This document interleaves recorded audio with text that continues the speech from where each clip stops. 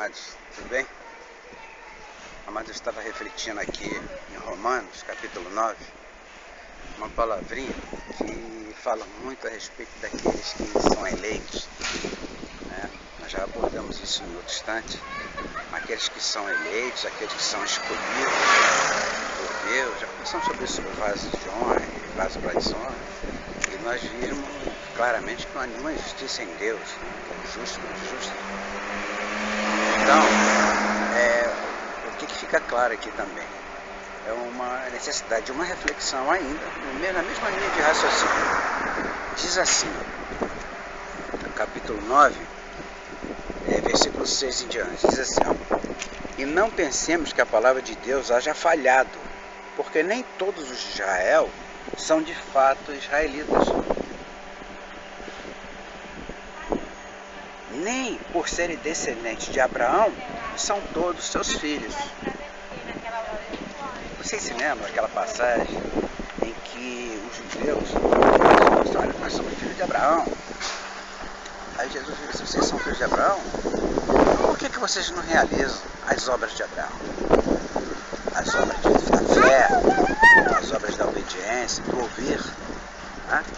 A palavra de Deus. Então ele diz assim, nem por serem descendentes de Abraão são todos seus filhos, mas em Isaac será chamada a sua descendência. Isto é, esses filhos de Deus não são propriamente os da carne, mas devem ser considerados como descendência os filhos do quê? Da promessa. Deus não prometeu que aqueles que seguissem o caminho, voltamos de novo lá Números 28 e 30, se lembra? Eis que põe diante de ti dois caminhos, Deus falando. É a mesma coisa, diz assim: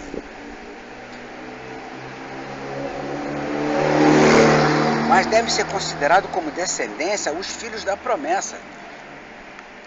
Porque a palavra da promessa é esta: por esse tempo virei e Sara terá um filho.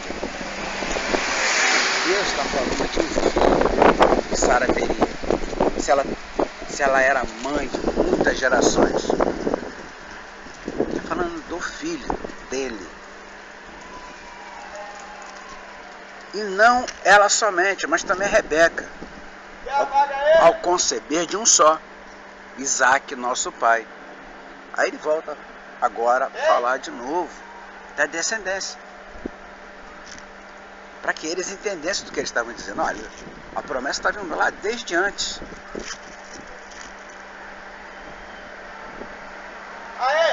Aí ele vai falar dos mistérios, vai falar de coisas que não são carnais, vai falar de coisas transcendentais, vamos falar de coisas espirituais, vai falar de um ensinamento que está contido na espiritualidade.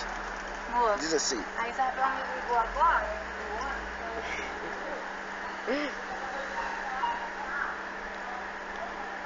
E não ela somente, mas também Rebeca, ao conceber um só, Isaac, nosso pai.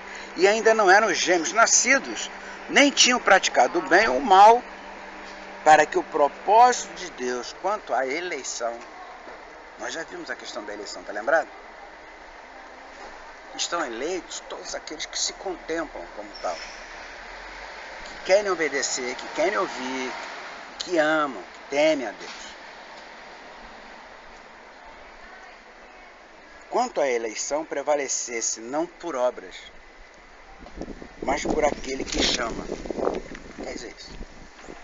Que quem está fazendo obras, não tem nenhuma importância se você está fazendo obras, ou está fazendo obra ou não está fazendo obras. Não é essa a questão que ele está dizendo aqui. Ele está dizendo não é isso, é aquele que ele chama. E quem é que ele chama? Aquele em que ele já colocou um caminho, dois caminhos, e manda escolher. Então, na verdade, quando ele manda você escolher aquele caminho, e você quer ir pelo caminho que ele indicou, o que é maravilha é que ele dá uma dica. Ele dá uma dica para você. Ele diz assim: tem 2 caminhões, mas segue esse aqui. Não é? Então quando ele diz isso, na verdade ele está chamando aqueles que querem obedecê-lo, aqueles que querem seguir o caminho que ele indicou. Escolhe esse aqui, para que você tenha vida eterna, que você tenha descanso, né? Que apesar de você ter tribulações no mundo, você tem aonde chegar, vai ter um lugar que você vai chegar. É isso que ele está dizendo, é isso que obedeceu o chamado.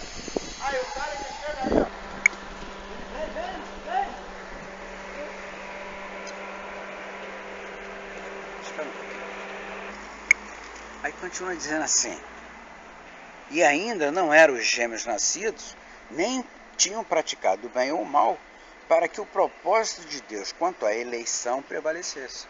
Aquela eleição que nós dissemos, né? Para ser eleito, você tem que se candidatar. Não é isso? Esses se candidataram, escolheram o caminho que o Senhor indicou que seguissem.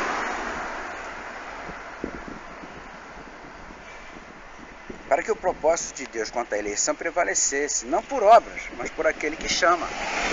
Chama segundo o seu propósito.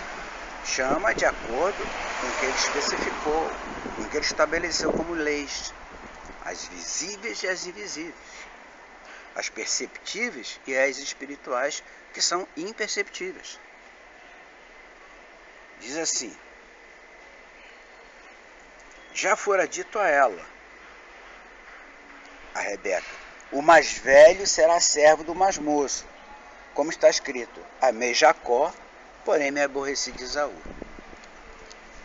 Que diremos, pois? Há injustiça da parte de Deus? De modo nenhum. Pois ele diz a Moisés: terei misericórdia de quem me aprover ter misericórdia, e compadecer-me-ei de quem me aprover ter compaixão. Assim, pois, não depende de quem quer ou de quem corre, mas de usar Deus a sua misericórdia. Como assim Deus? É um Deus passional? Agora ele se compadece, daqui a pouco ele se compadece mais, daqui a pouco ele está aborrecido, daqui a pouco ele pesa a mão contra um, o outro ele está de bom humor, aí ele vai dar refrigério. É assim o nosso Deus? Não, não é. É simples. Ele estabeleceu todas essas leis claramente. E todas as vezes que ele interveio, ele disse: ó, é por aqui. E ele tem muita paciência conosco.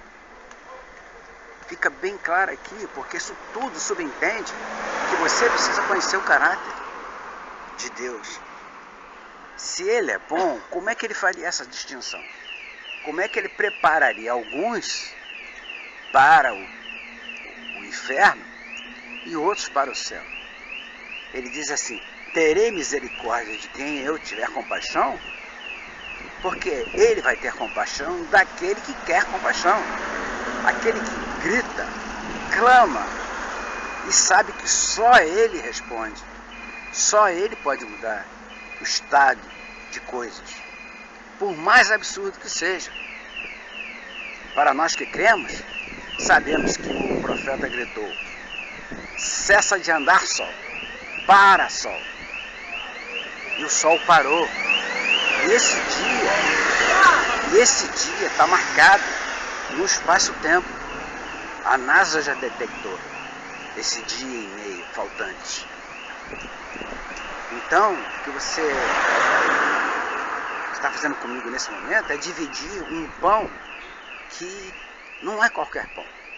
É um pão que você tem que mastigar bastante para refletir. Mas para você refletir sobre o caráter de Deus, sobre esse propósito que ele está querendo dizer aqui, em Romanos 9, ele está querendo mostrar a você que você não duvide do caráter de Deus, porque ele é bom, ele é justo. E ele não é justo com uma balança que pesou, você fez coisas ruins, pesou, vou passar a espada em você. Não. Ele o tempo todo está com a misericórdia dele acesa. Se não fosse assim, esse mundo já teria ido, teria explodido com a Terceira Guerra Mundial, as sociedades não teriam mais governo. O homem seria pior do que é hoje. Se nós superamos hoje Sodoma e Gomorra, estaríamos muito pior. É lógico que a gente antevê isso, porque hoje não há mais referenciais, nem filosóficos, nem históricos, nem moral, tudo é relativo. Então o que Deus está dizendo aqui, nessa difícil interpretação, nesse difícil entendimento, é de que a rejeição que Deus faz para alguns é a rejeição que já está no coração daquele que tem o livre-arbítrio de escolher. Ele diz, escolhe então. Mas ele não disse, eu vou fazer você escolher. Ele não disse isso. Ele não disse assim, se você for pelo outro caminho, eu vou botar você no fogo. Você não escolhe. Você quer por ali? Como disse ao povo de Israel, eu sou o rei de vocês. Não, mas nós queremos, todos os povos têm reis. Vocês querem um rei? Tudo bem. Se você escolher, eu aceito. O direito de vocês é o livre-arbítrio. Entende o que está em jogo? É nós entendermos primeiramente qual é o caráter do nosso Deus. Se nós começarmos com dúvida a respeito do caráter de Deus, ele me abandonou, ele não me ama, ele não me dá atenção, só em você ter essa sentença sobre ele, porque isso é uma sentença. Você acredita que ele seja de um modo tão terrível? Se esse é o teu Deus, você não conhece o Deus de Abraão, de Isaac, de Jacó, de Davi, de Paulo, de Pedro, de João, o nosso Deus. É preciso que você conheça antes de tudo o caráter dele, para poder entender que essas coisas não têm cabimento. Você tem que partir do princípio que primeiro ele é fiel à sua palavra, ele é fiel às suas leis. Ele não revoga leis, salvo a sua intervenção pessoal, porque ele sabe que assim seria melhor. Ele não recuou de saber que o filho dele tinha que ser crucificado e sangrado naquela cruz por mim e por você, para que nós tivéssemos direito à eternidade. Pensa nisso, reflete nisso. Um beijo no teu coração.